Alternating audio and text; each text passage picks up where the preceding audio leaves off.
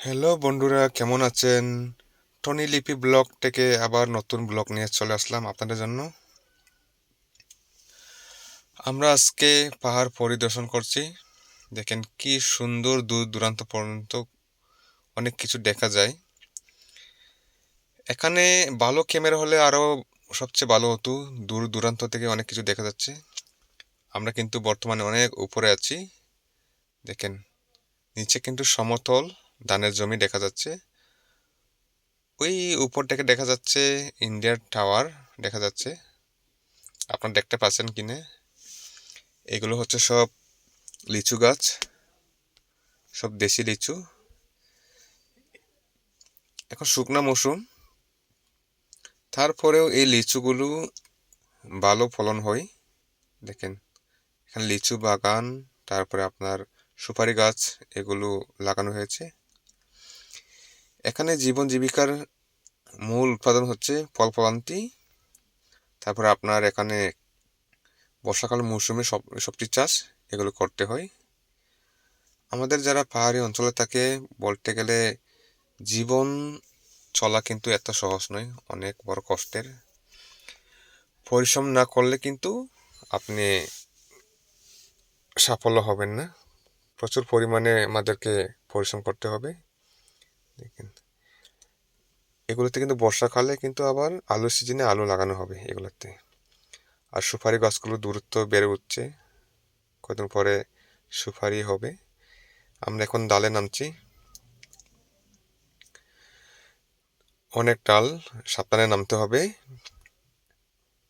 পরে যেতে পারে। এখন সব পাতাগুলো পরে পিছলা হয়ে গেছে রাস্তাগুলো। বিশেষ করে কষ্ট হচ্ছে আপনার বর্ষাকালে। বর্ষাকালে এগুলো রাস্তা নামা খুব রিক্স, অনেক পিছলা থাকে, লাল মাটি। নিচে একটা বাড়ি দেখা যাচ্ছে, ওই যা সম্ভবত ওটা মানে মিথুনের বাড়ি। অনেক দিন পরে আবার আসছি, ঘোরাঘুরি করছি।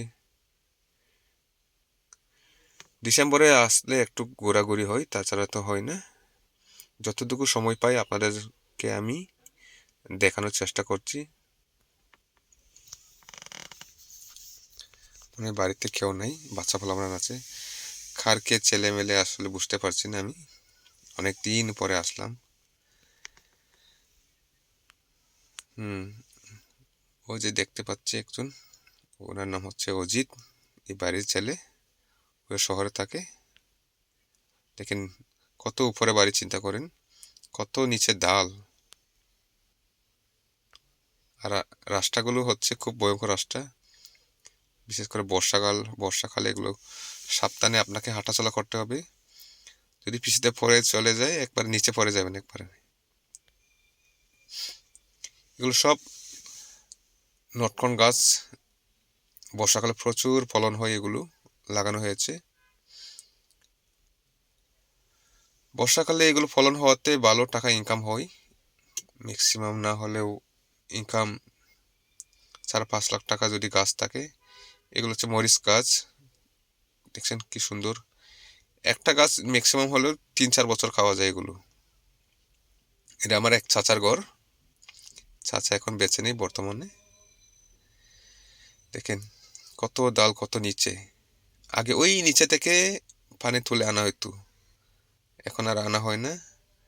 এখন ডিজিটাল যুগ, নিচে মোটর পিট করে এখন পানি আনা হয়। ঠিক আছে, আগে ভিতর থেকে পানি আনা হতো। আমি ছোটবেলায় দেখেছিলাম এগুলো। এখন কারেন্ট চলে আসছে, তার জন্য একটু সুবিধা হয়ে গেছে। কিছু টাকা খরচ করলে অবশ্য মোটর পিট করে এখন বাসা পর্যন্ত পানি আনা যায়।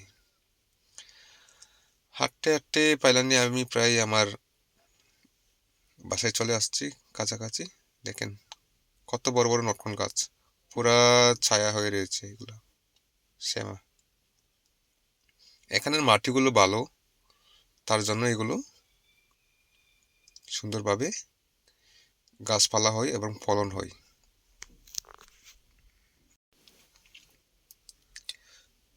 ফাইনালি আমরা চলে আসলাম। এগুলো সব লিচু গাছ, অনেক ফলন হয়।